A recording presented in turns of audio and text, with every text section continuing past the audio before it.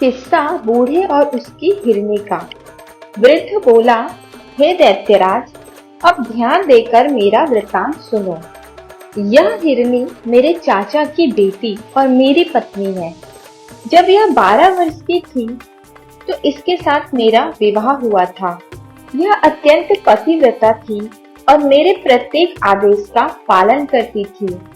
किंतु जब विवाह को 30 वर्ष हो गए और इससे कोई संतान नहीं हुई तो मैंने एक दासी मोल ले ली। मुझे संतान की अति तीव्र अभिलाषा थी। कुछ समय बाद दासी से एक पुत्र का जन्म हुआ। बच्चा पैदा होने पर मेरी पत्नी उस बच्चे और उसकी माता से अत्यंत द्वेष रखने लगी। मुझे इस बात का अति खेद है कि मुझे अपनी पत्नी के विद्वेष का हाल बहुत दिन बाद मालूम हुआ। संयोगवश मुझे एक अन्य देश को जाना पड़ा। मैंने अपनी पत्नी से जोर देकर कहा कि मेरे पीछे इन दोनों की अच्छी तरह देखभाल करना और इनके आराम तकलीफ का ख्याल रखना। भगवान चाहेगा तो मैं 1 वर्ष में लौट आऊंगा। मेरी स्त्री ने मेरे जाने के बाद उन दोनों से दुश्मनी रखना शुरू कर दिया। वह जादू टोना भी सीखने लगी थी। मेरे जाने के बाद उस दुष्ट ने अपने जादू से मेरे बच्चे को बछड़ा बना दिया और मेरे नौकर ग्वाले के सुपुत्र कर दिया। अपने घर ले जाकर इसे खिला पिलाकर मोटा ताजा कर दे। इस प्रकार उसने मेरी दासी को जादू के जोर से गाय बना दिया और उसे भी ग्वाले के घर भेज दिया। विदेश से वापस आकर मैंने अपनी पत्नी से अपने पुत्र और उसकी माँ के बारे में पूछा। उसने कहा कि तुम्हारी दासी तो मर गई है और तुम्हारे पुत्र को मैंने 2 महीने से नहीं देखा। मालूम नहीं वह कहाँ चला गया। मुझे अपनी दासी के मरने का बड़ा दुख हुआ, किंतु सब्र करके बैठ गया।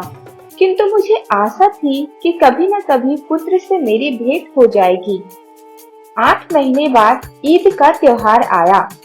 मेरी इच्छा हुई कि इस त्योहार पर मैं किसी पशु का बलिदान करूं।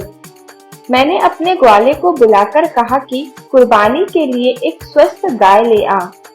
संयोग से वह मेरी दासी ही को ले आया, जो जादू के जोर से गाय बन गई थी। मैंने उसे बलिदान करने के लिए उसके पैरों को बांधा तो वह बड़े करुणापूर्ण स्वर में डकारने लगी और उसकी आंखों से आंसू की धारा बहने लगी। उसका यह हाल देखकर मुझे उस पर दया आ गई और मुझसे उसके गले पर छुरी न चल सकी। मैंने ग्वाले से कहा कि इसे ले जा और कुर्बानी के लिए दूसरी गाय ले आ। यह सुनकर मेरी पत्नी बहुत क्रुद्ध हुई और कहने लगी कि इसी गाय की बलि दी जाएगी। ग्वाले के पास इससे अधिक पुष्ट पृष्ठ और कोई गौ नहीं है। उसके भला बुरा करने से मैंने फिर छुरी हाथ में ली और गाय को मारने के लिए उद्यत हुआ।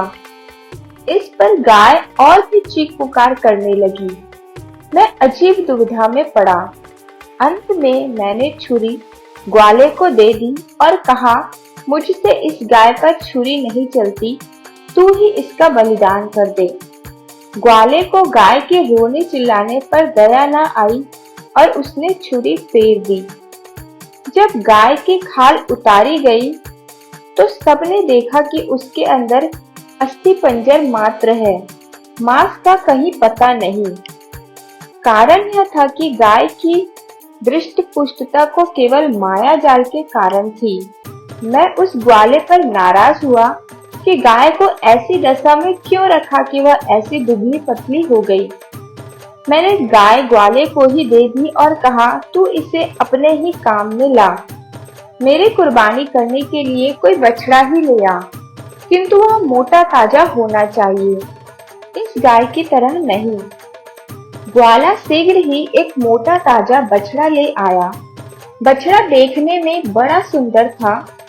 यद्यपि उस बछड़े के बारे में मुझे मालूम न था कि यह मेरा ही पुत्र है, तथापि उसे देखकर मेरे हृदय में प्रेम उमड़ने लगा और वह बछड़ा भी मुझे देखते ही रस्सी तुड़ाकर मेरे पैरों पर गिर पड़ा।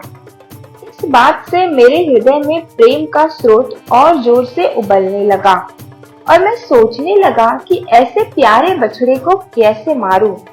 इन भावनाओं ने मुझे अत्यंत विह्वल कर दिया। उस बछड़े की आंखों से आंसू बहने लगे।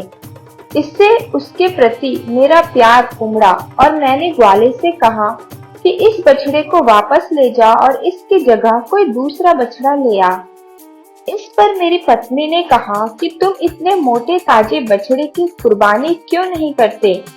मैंने कहा कि यह बछड़ा मुझे बड़ा प्यारा लगता है और मेरा जी नहीं करता कि इसका वध करूं। तुम इसके लिए कुछ जोर मत दो। लेकिन इस निष्ठुर दुष्ट ने तकरार जारी रखी और विद्वेषवश उसके वध पर जोर देती रही। मैं उसकी बहस से तंग आकर छुरी लेकर पुत्र की गर्दन काटने चला। उसने फिर मेरी ओर देखकर आंसू बहाए। मेरे हृदय में ऐसी दया और प्रीति उमड़ी कि छुरी हाथ से गिर गई। फिर मैंने अपनी पत्नी से कहा कि मेरे पास एक और बछड़ा है, मैं उसे कुर्बान कर दूंगा। वह दुष्ट मना फिर भी उसी बछड़े को मारने पर जोर देती रही, किंतु इस बार मैंने उसके बकने झकने की परवाह नहीं की और बछड़े को वापस कर दिया। हाँ, पत्नी के हृदय को सांत्वना देने के लिए यह कह दिया कि बकरी ईद के दिन इसी बछड़े की बलि दूंगा।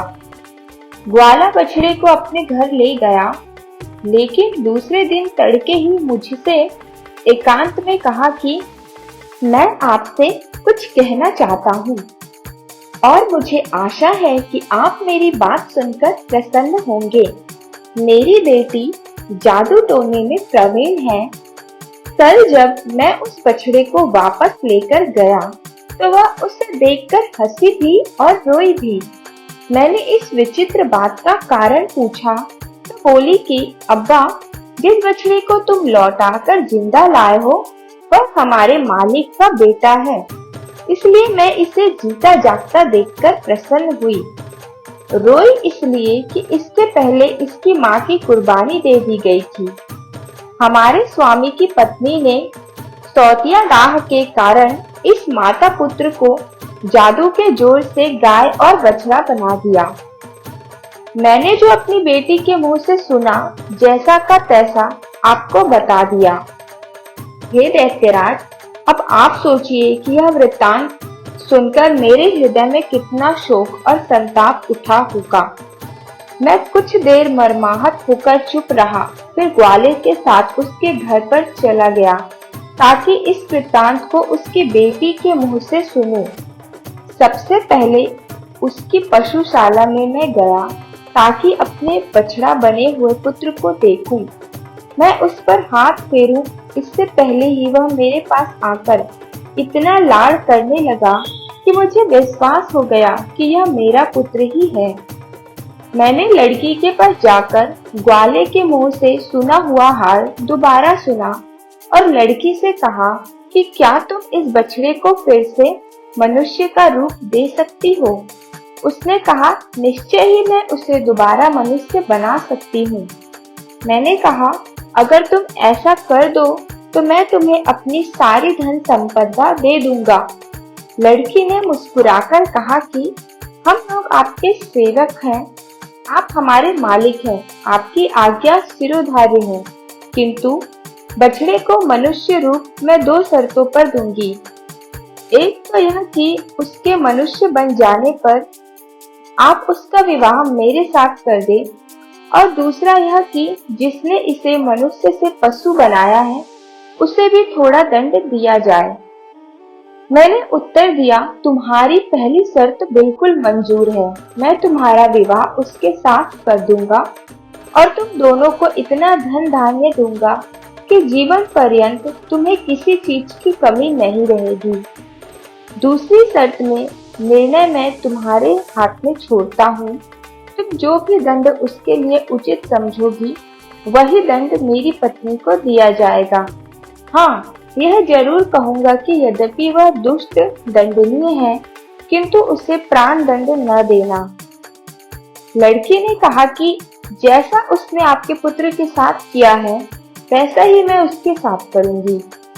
यह कहकर उसने एक प्याले में पानी लिया और उसे अभिमंत्रित करके बछड़े को सामने लाकर कहा कि ऐ खुदा के बंदे, अगर तू आदमी है और केवल जादू के कारण बछड़ा बना है, तो भगवान की दया से अपना पूर्ण रूप प्राप्त कर ले। यह कहकर उसने अभिमंत्रित जल उस पर छिड़का और वह तुरंत ही मनुष्य रूप में आ गया। मैंने प्रीतिपूर्वक उसे छाती से लगाया और गदगद स्वर में उससे कहा कि इस लड़की के कारण ही तुमने फिर से मानव देह पाई है। तुम इसका एहसान चुकाओ और इसके साथ विवाह कर लो। पुत्र ने सहर्ष मेरी बात मानी। लड़की ने इसी प्रकार जल को अभिमंत्रित करके मेरी पत्नी को हिरनी का रूप दे दिया। मेरे पुत्र ने उस कन्या के साथ विवाह किया, किंतु दुर्भाग्यवश वह थोड़े ही समय के बाद मर गई। मेरे पुत्र को इतना दुख हुआ कि वह देश छोड़कर कहीं चला गया। बहुत दिनों तक मुझे उसका कोई समाचार नहीं मिला, अतएव मैं उसे ढूंढने निकला हूँ। मुझे किसी पर इतना भरोसा नहीं था कि अपनी हिरनी बनी हुई पत्नी को उसके पास छोड़ता, इसलिए मैं उसे अपने साथ लिए हुए देश देश अपने पुत्र की खोज में घूमता हूँ। यही मेरी और इस हिरनी की कहानी है। अब आप स्वयं निर्णय कर लें कि यह घटना विचित्र है या नहीं। दैत्य ने कहा, निसंदेह विचित्र है। मैंने व्यापारी के अपराध का 1/3 हिस्सा माफ कर दिया। फिर सहरजात ने सहरयार से निवेदन किया कि जब पहला वृद्ध मनुष्य अपनी कहानी कह चुका, तो दूसरे बूढ़े ने जो अपने साथ 2 काले कुत्ते लिए था, दैत्य से कहा कि मैं भी अपना और इन दोनों कुत्तों का इतिहास आपके सम्मुख रखता हूँ। यदि यह पहली कहानी से भी अच्छी हो तो आशा करता हूँ कि उसे सुनने के बाद व्यापारी के अपराध का 1/3 भाग और क्षमा कर दिया जाएगा। दैत्य ने कहा कि अगर तुम्हारी कहानी पहली कहानी से अधिक विचित्र हुई तो मैं तुम्हारी बात जरूर मानूंगा। देखने के लिए धन्यवाद। प्लीज हमारा चैनल सब्सक्राइब कीजिए। आगे की कहानी आप हमारे होम पेज पर जाकर देख सकते हैं।